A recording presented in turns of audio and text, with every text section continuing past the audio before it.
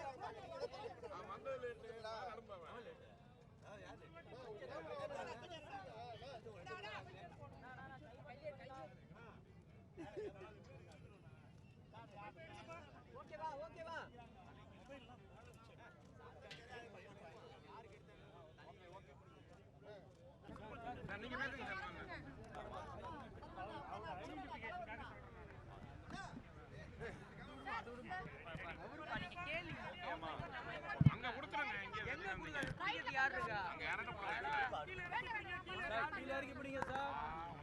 ஐயா மைக்க கொஞ்சம் கீழே இருக்குங்க ஐயா. கொஞ்சம் டவுன் பண்ணுங்க. கொஞ்சம் டவுன் பண்ணுங்க. டவுன் பண்ணுங்க கொஞ்சம். அண்ணன் ஸ்ரீநாத் அண்ணன் சொன்ன மாதிரி தெர்மோமீட்டர் மாதிரி. ரெடி?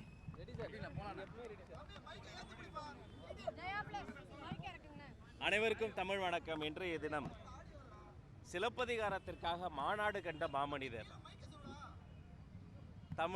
தமிழர் தமிழ்நாடு என்று வாழ்ந்த ஒரு மாபெரும் உணர்வாளர், தமிழ் காதலர், தமிழ் பித்தர், பேரவை செல்வர், சிலம்பொலி செல்வர் ஐயாவினுடைய இந்த பிறந்த நாளில் அவருடைய திருவுருவ சிலைக்கு மாலை அணிவித்து மரியாதை செய்யக்கூடிய வாய்ப்பு காலம் எங்களுக்கு கொடுத்திருக்கிறது. எண்ணி மகிழ்ச்சி அடைகிறோம். இன்றைய தினம் எங்களுடைய சீனியர் மினிஸ்டர் மாண்புமிகு அமைச்சர் அண்ணன் என் ஆனந்த் அவர்களினுடைய தலைமையில் நம்முடைய அமைச்சர் வெங்கட்ரமணன் அவர்கள், நான் மற்றும் எங்களுடைய பாசத்திற்கிற சட்டமன்ற உறுப்பினர் அனைவரும் சேர்ந்து ஐயாவிற்கு மரியாதை செய்தோம். ஐயாவினுடைய நினைவுகளை போற்றுவோம். அவர் காட்டிய வழியில் தமிழுணர்வோடு பயணிக்க வேண்டும் என்பதை இந்த நேரத்தில் நான் சுட்டிக்காட்டினேன். சார், இப்போ உலகத்தமிழ் மாநாடு நீங்கள் நடத்துவீங்களா? ஏன்னா ரொம்ப நாள் ஆச்சு. அண்ணா அதுக்கப்புறம் எம்ஜிஆர் நடத்தினாங்க, ஜெயலலிதா நடத்தினாங்க, அதுக்கப்புறம் உலகத்தமிழ் மாநாடு நடத்தியா. அப்போ இந்த தாவேக அரசு இப்போ நீங்கள் ஏன்னா இந்த நேரத்தில் கேட்குற காரணம் என்னன்னா, தமிழ் மாநாட்டுக்காக பெயர் எடுத்து வருவார். இப்போ இந்த நீங்கள் உலகத்தமிழ் மாநாடு தாவேக அரசு நடத்துமா? எப்போ நடத்தும்? எப்படி உங்களுக்கு மட்டும் உளவு தகவல்லாம் கிடைக்குதா எனக்கு தெரியல.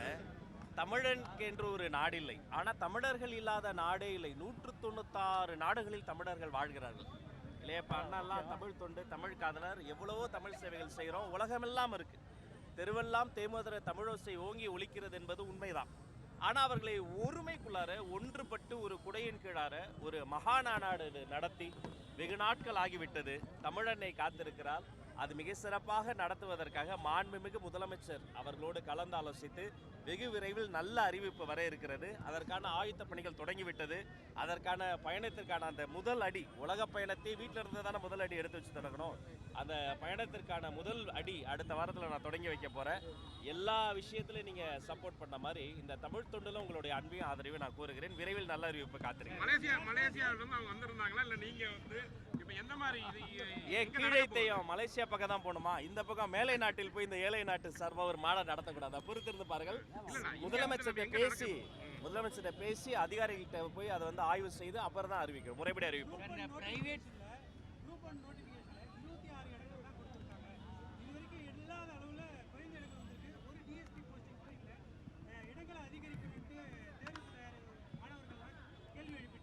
ஆமாம், அது சம்பந்தமான விண்ணப்பங்கள் பெறப்பெற்றேன். எந்தெந்த இடங்களில் தகுதி மற்றும் திறமை சார்ந்து நிரப்பப்படணுமோ அது வேகமாக நிரப்புவதான் நம்முடைய இலக்கு. மற்றபடி இது வந்து ஒவ்வொரு ஃபேஸாக ஒவ்வொரு கட்டமாக பரவாயில்லைங்களா பிடிச்சிங்க ஒவ்வொரு கட்டமாக அதை நாங்கள் வந்து பண்ணிக்கிட்டு வரோம். எல்லா இடங்களும் நிரப்பப்படும். இந்த ஒரு இடம் ஒரு குரூப் ஒன் மட்டும் கிடையாது. அனைத்து வகையான அது ஆசிரியர் இடங்கள், தலைமை ஆசிரியர் இடங்கள், அதிகாரிகள் இடங்கள் எல்லாமே முறைப்படி என்ன செய்யணுமோ அதை செஞ்சிடும். பிரைவேட் ஸ்கூல் ரெகனைசேஷனுக்கு வந்து எந்த விதமான பார்ட்டி ஃபண்டு வாங்குறது இல்லை அப்படின்றத உறுதிப்படுத்திருந்தீங்க, சொல்லியிருந்தீங்க.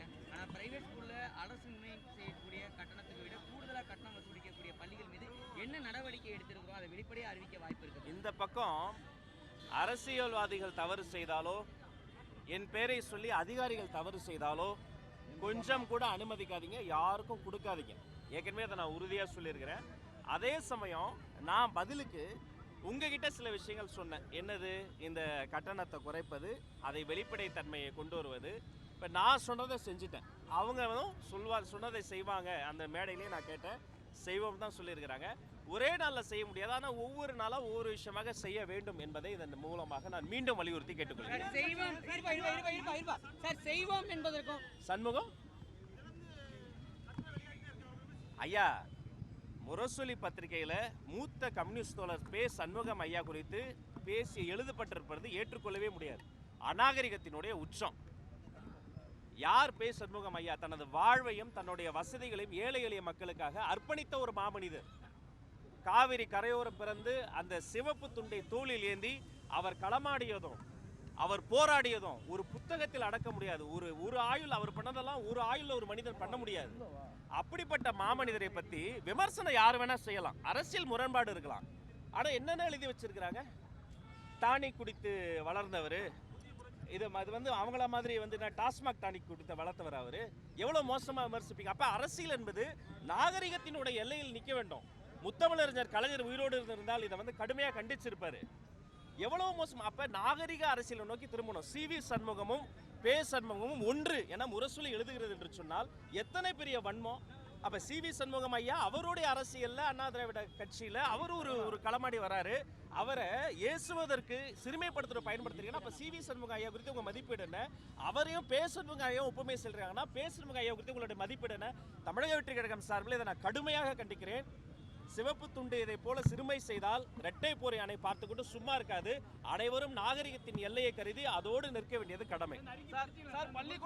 படிக்கிறபடியா இருந்தது, அது வேதனையாக இருக்கிறது. அது வந்து ஒரு மூத்த கம்யூனிஸ்ட் தோழரை வந்து 1, 2, 3 சிந்துபாத் கதைகள் மாதிரி போட்டு வன்மத்தை கக்குவதற்கு ஒரு சீரியஸா இது வந்து ஏற்புடையதே கிடையாது. ஆமா,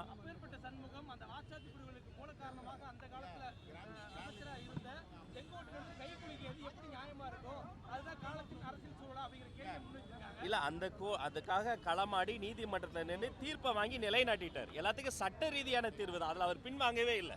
அப்ப தாமிரபரணி படுகொலைக்கு யார் காரணம்? அப்பாவையா என்ன சொன்னாரு? கலைஞர் கருணாநிதி தான் தாமிரபரணியில் படுகொலைக்கு காரணம். அத்தனை பேர் அடிச்சே கொண்டாங்களே. அப்ப அப்பாவையா சபாநாயகராக உட்காந்துக்கிட்ட சபாநாயகன்ற பேர்ல ஒரு பேச்சாளரா பேசலையா? இதெல்லாம் காரணங்கள் கண்டுபிடித்து பே. சண்முகம் ஐயாவே யாரு கல் வீசினாலும் சிறுமைப்படுத்த முடியாது. தன் மீது வீசப்பட்ட கற்களை வைத்து சிவப்பு கோட்டை கட்டி சிவப்பு கொடியோட அவர் களமாடுவார்.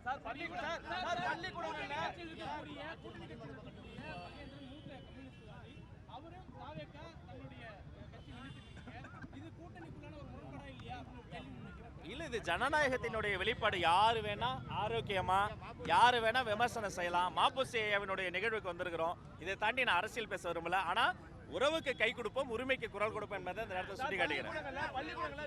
இருங்க, ரொம்ப நேரமா கேட்கிறேன்.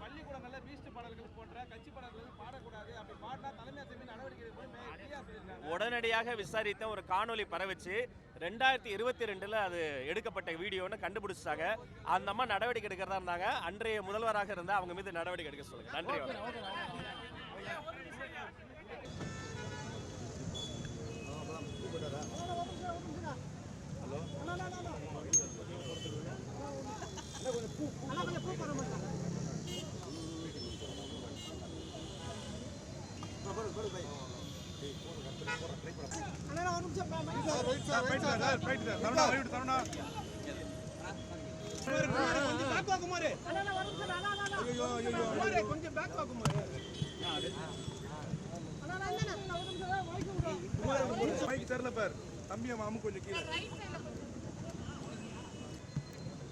பாரதிய ஜனதா கட்சியும் பாரத நரேந்திர மோடி அவர்களும்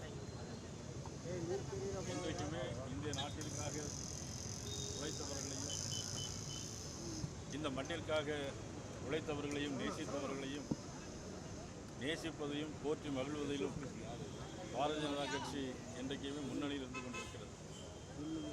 அந்த வகையில் ஐயா மாப்போசி அவருடைய 121வது பிறந்தநாள் விழாவில் இந்த நேரத்தில் அவளுக்கு மாலை செலுத்தி மரியாதை செலுத்தி நாங்கள் பெரும் மகிழ்ச்சி அடைகிறோம். சென்னையை மீட்டெடுத்தவர் திருத்தணி இன்றைக்கு நம்மோடு இருக்கிறது என்று சொன்னால் அதற்கு காரணம் ஐயா மாப்போசி அவர்கள். வீரபாண்டிய கட்டபொம்மன், கப்பலோட்டிய தமிழன் போன்ற நினைவுகளெல்லாம் இன்றைக்கு நம்மோடு வருகிறது என்று சொன்னால் ஐயா மாப்போசி அவர்கள் முழுக்க முழுக்க காரணம் என்பதை நான் இந்த நேரத்திலே சொல்லியாக வேண்டும். அதே நேரத்தில் மேல் சபை எதிர்க்கட்சி தலைவராக இருந்து மேல் சபையுடைய தலைவராக இருந்து பணியாற்றிய பெருமை, நேர்மையான முறையில் பணியாற்றிய பெருமை ஐயா மாப்போசி அவர்களுக்கு உண்டு. அதே நேரத்தில் புரட்சித் தலைவர் எம்ஜிஆரே இவருக்கு எதிரே முதலமைச்சராக இருந்து அந்த சபையை நடத்திய வரலாறுகளும் உண்டு. அன்றைக்கு சபை நடக்கும் போது அவ்வளவு நியாயமான முறையிலும் நேர்மையான முறையில் நடந்தது. ஆனால் இன்றைக்கு சபை ஸ்டுடியோக்குள் நடந்தது போல இருக்கிறது. அந்த வகையில் ஐயா மாப்போசி அவர்களை போற்றி மகிழ்கிறோம். நன்றி, வணக்கம்.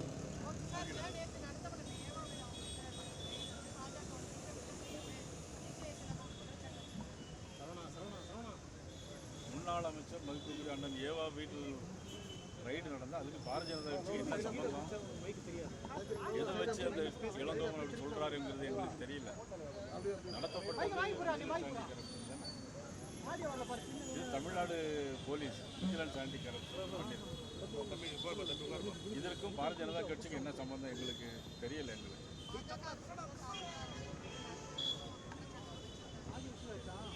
தாவேக அரசு அது ஒரு தனி அரசாக நடந்துகிட்டு இருக்கு. நான் ஏற்கனவே சொல்லிகிட்டே இருக்கேன், சினிமா ஷூட்டிங் ஸ்டுடியோவில் தான் நடக்கும். ஆனால் இப்போ சட்டமன்றத்துக்குள்ளேயே ஷூட்டிங் நடக்கும். இப்படிங்கிறார் ஒருத்தர் முதலமைச்சர். அதுக்கு பிறகு அப்பாவை காணலங்கிறாரு. அப்பாவை காணலன்னா எந்த அப்பாவை காணலன்னு சொல்கிறாரு எங்களுக்கு தெரியல. அவர் தப்பாக ஏதோ அப்பாவை நினச்சிட்டு பேசுகிறாருன்னு நினைக்கிறேன். நான் நேற்று உங்களுக்கு யாருக்கே தெளிவாக சொல்லியிருக்கேன். ஒவ்வொருத்தருக்கும் அப்பா யாருன்னு சொல்கிறதுன்னா அவங்க அம்மா தான் சொல்ல முடியும்.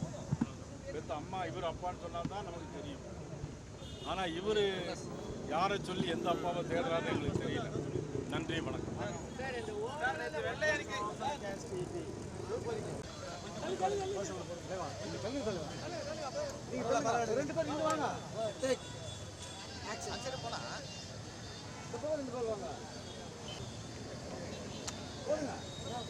சிறப்பு செல்வர் மாப்போசி புகழ், சிறப்பு செல்வர் மாப்போசி புகழ், சிறப்பு செல்வர் மாப்போசி புகழ், சிறப்பு செல்வர் மாப்போசி புகழ்.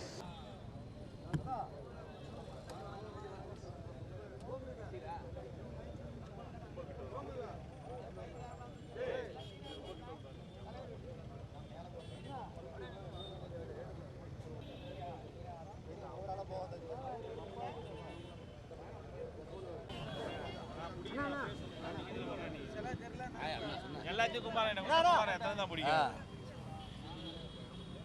எல்லாரும் தெரியும். எல்லாத்தையும் கவர் பண்ணிடு. சீக்கிரம் முடிச்சிருவோம். அண்ணா வாங்கண்ணே. எங்க நீங்க தானே இன்னைக்கு சந்தானம் இருப்பாரு? இல்லையே. என்னண்ணா எங்க இருக்காரு? அண்ணா என்னையா நீ இந்த மாதிரி பண்ணுங்க? இரு போலாம். நெக்ஸ்டா யார் பாரு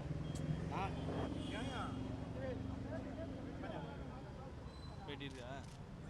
கொடுப்பா கடை கொடு.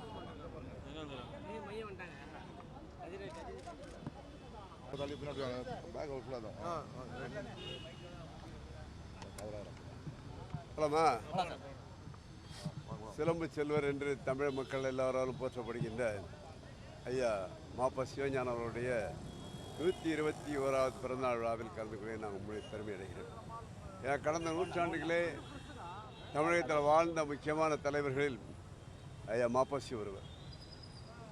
எவ்வாறு நம்முடைய சிவ ஆதித்யநாத் அவர்கள் உடல் மண்ணுக்கு உயிர் தமிழுக்கு என்று முழங்கினாரோ வாழ்ந்தாரோ, அதே போன்று நம்முடைய சிலம்பு செல்வர்கள் தமிழுக்காக எத்தனையோ நாவல்கள், எத்தனையோ புஸ்தகங்கள், ஏன் சிலம்புக்கு அதாவது சிலப்பதிகார உரை எழுதியவர் என்பதெல்லாம் நாம் அறிவோம். அதனால தான் அவர் பெயர் வந்து சிலம்பு செல்வர் என்று வந்தது என்பதை நாம் அறிவோம். இன்று அவர் ஒருவேளை இல்லை என்றால் இன்று சென்னை மாநகரமே நம்மிடம் இருந்திருக்கார். ஏனென்றால் மொழிவாரி மாநிலம் பிரிக்கப்பட்ட பொழுது அன்று ஆந்திராவை சேர்ந்த தெலுங்கர்கள் மதராஸ் மனதை என்று போராடினார்கள். அப்பொழுது நான் தலையை கொடுத்தாலும் நான் தலைநகரை காப்பேன் என்று ஐயா சிலம்ப செல்வர் அவர்கள் அதற்காக பாடுபட்டு இன்று சென்னையும் திருத்தணியும் நம்மோடு இருக்கிறதென்றால் அவர்தான் காரணம். எவ்வாறு இன்று கன்னியாகுமரி மாவட்டமானது நம்மோடு இருப்பதற்கென்ற காரணம் மாஸ்டர் ஐயா மாசு நேசமணி அவர்கள். அன்று அவர்களால் வந்ததோ அதே போன்று சென்னை நகருக்கு வந்தது. அதே போன்று தமிழை பொறுத்தவரை தமிழ்நாடு என்று பெயர் வைக்கும் மூலம் காரணமாக இருந்த சங்கரிங்கா என்பதை நாம் அறிவோம்.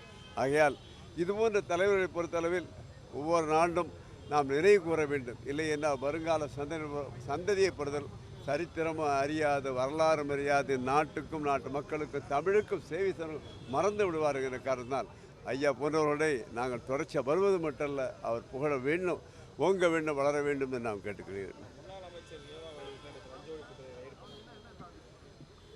ரைடு பண்ணுறது என்பது அதாவது அது பொதுவாக தெரியவங்களுக்கு இன்றைக்கி பொறுத்தவரையில் அத்தனை அமைச்சர்கள் மீது ஊழல் குற்றச்சாட்டுகள் இருக்கின்றன. அத்தனை இன்று மின்சார வாரியத்தில் கூட இந்த வெள்ளை அறிக்கை வந்த பொழுது சொல்லியிருக்கிறார்கள் மிகப்பெரிய ஊழல் நடந்திருக்கிறது என்று. ஏன் கல்வித்துறையை பொறுத்தளவில் இன்று ஒரு கல்வியாளர் சொல்கிறார், நாங்கள் அதாவது எங்களுக்கு புதிதாக உரிமம் பெறுவதற்காக கட்டணம் கேட்டார்கள், கட்டணம் கொடுக்கவில்லை, ஆனால் கிடைக்கவில்லை. இன்று கிட்டத்தட்ட 1000 பள்ளிகளுக்கு ஒரே ஒரு நயா பைசா இல்லாத இருக்கு. ஆனால் அத்தனை துறைகள் ஆவே வேலு மட்டுமல்ல அத்தனை துறையிலும் அத்தனை மினிஸ்டர்களும் அத்தனை அமைச்சர்களும் ஊழல் குற்றச்சாட்டுகள் இது ஆரம்பம்தான் நான் நினைக்கிறேன். போக போக ஒன்றா வரும் என்று நான் நினைக்கிறேன்.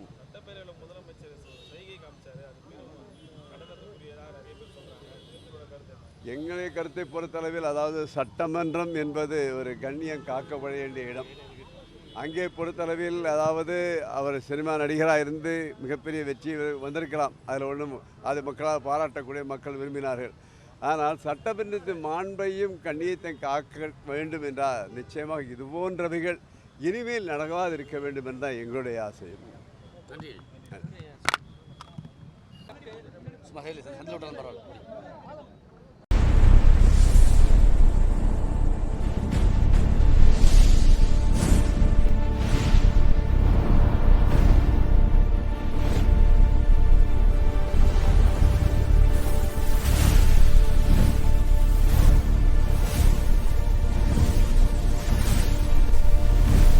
From politics to spirituality, from cinema to crime, one network connects the Tamil world.